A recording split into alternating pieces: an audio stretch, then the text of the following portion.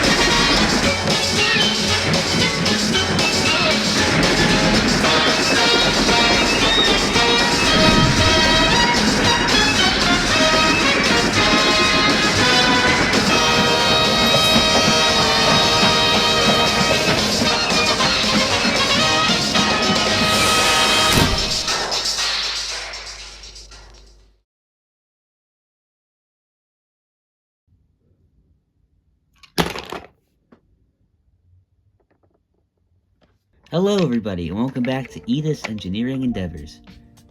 Yup, that's right, it's Big G himself, Gordon the Big Engine. Although you have seen him in previous videos, he hasn't really been complete until now. But now he's finally finished, it's time to show you how I made him. After the lore! Gordon is a standard A1 Pacific who was built right after Flying Scotsman. Unlike in the other US where he's a prototype thingy. I don't know, nothing against people who say Gordon's the A1 prototype, but I just prefer him being a regular A1. Also, instead of a Fowler tender, he's got, whatever this tender is. I've not been able to figure out what it's called.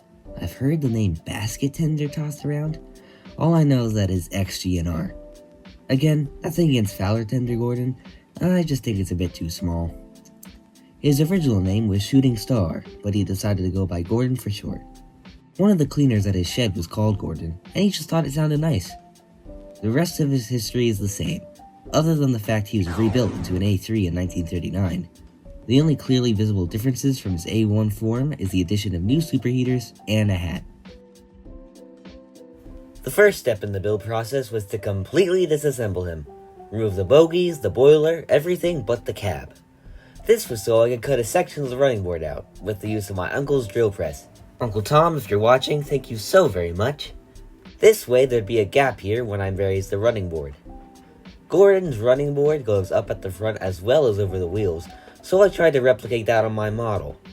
As you can see, the smoke box is raised up slightly. The boiler also sits a bit taller to give him more height. I am extremely pleased with how the shaping turned out, especially the firebox and the splashers. They just look so clean, oh yeah! The firebox is also like spot on to the real thing. So pleased with that. Anyway, as for the chassis, instead of gluing the front bogie like on my other models, this time I decided to use a modified 060 chassis. I cut off the front and back magnets, put them on either end of the body, and sandwiched the driving wheels between the two sets of small wheels. Honestly, I much prefer this method as opposed to bogies. The wheel spacing is much better, and I think I'm going to do this for all my big engines in the future. Well, ones that have 6 drivers at least.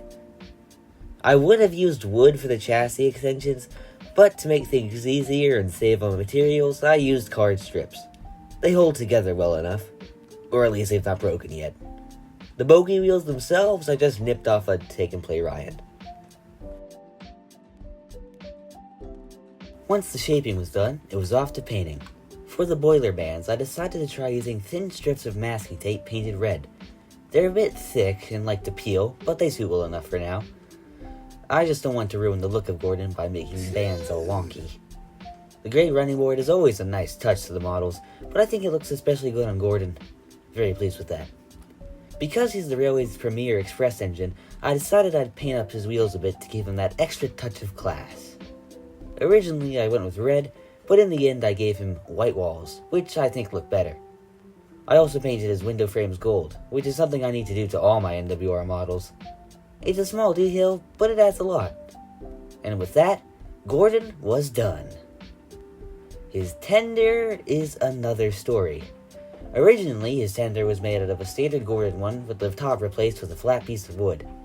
It served its purpose, but I wasn't really happy with it. It just looked too small and short. Clearly, it needed replacing with one that was a lot larger. I decided to use a 6-wheel chassis for the tender wheels, as the scale is a lot better given the real thing has 8. I got a spare chassis, and then I realized I attached Gordon's magnets backwards. Damn it. So, I ripped the magnet off a wood kevin, well, more like the remains of a wood kevin, and replaced the front magnet, after very gently taking off the one that was already on the chassis, of course. The new tender body is one I 3D printed, and I'm much happier with it. Not only is it the correct height, but it has a proper representation of the coal rails. And once that was painted and lined, he was done! Gordon is a custom I've been needing to do for a long time now, so I'm glad he's finally done. It was well worth the wait, honestly. I'm very happy with how he turned out. You may have noticed that he's in his A1 form. I have another smoke box I can swap out, but that's not done yet. I don't wanna... Even if he still technically isn't complete, I'm still very pleased with him. Almost. There's just one more engine I need to complete. And I think you all know who that is. Until then, this is EdwardsDayOut, signing off.